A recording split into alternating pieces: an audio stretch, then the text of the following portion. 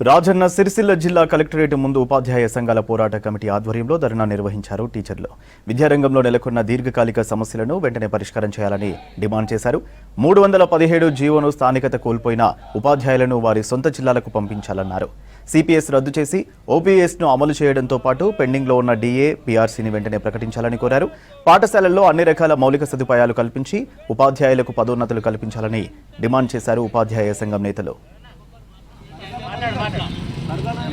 ప్రయత్నం చేయండిలా మరి ఈ నెల 23న రాష్ట్ర రాజధాని కేంద్రంలో మహాధర్నాకు పిలిపించినటువంటి సంగతి మీకు పత్రిక తెలియజేస్తూ మరి ఈనాడు భాగస్వామ్యమైనటువంటి మా సోదర సంఘాలతో ఉద్యమాన్ని ఉధృతం చేసి సమస్య సాధనలో తప్పకుండా పరిష్కారం దిశగా అడుగులేస్తామని చెప్పి సందర్భంగా తెలియపరుస్తూ ఆత్మస్థైర్యంతో ముందుంటే తప్పకుండా సమస్య పరిష్కారం కాకమన్నదు.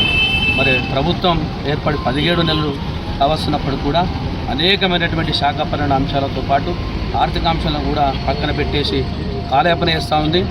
మరి ఎన్ని రకాల వినతి పత్రాలు ఇచ్చినప్పటికీ టీజీఏసీ ఆధ్వర్యంలో వాళ్ళు కార్యక్రమాలు చేసినప్పటికీ కూడా తూతూ మంత్రంగా మంత్రుల కమిటీ నియమించడం, మంత్రుల కమిటీ 1-2 సమావేశాలు పెట్టినట్టుగా ఏదో పత్రికల్లో పెద్ద పెద్ద ప్రకటనలు ఇస్తూ సానుకూలంగా ఉన్నాం, ఫ్రెండ్లీ ప్రభుత్వం అని చెప్తూనే కాలయాపన చేసినటువంటి తరుణంలో మళ్ళీ రాష్ట్ర శాఖల టీజేఏసీ ప్రాతినిధ్యానికి మరొకసారి అధికారుల కమిటీని వేసి అటు రాష్ట్రంలో ఉన్నటువంటి ఉద్యోగ ఉపాధ్యాయ సమస్యలతో పాటు చాలా సమస్యలను ఇలా పెండింగ్లో పెడుతూ కాలయాపన చేస్తూ చెప్తా ఉన్నారు. ఒక దశలో ముఖ్యమంత్రి గారు చేతులెత్తేసేటువంటి పరిస్థితి మాట్లాడమంటే ఎంత దౌర్భాగ్య స్థితిలో ఉన్నామో అర్థమవుతుంది.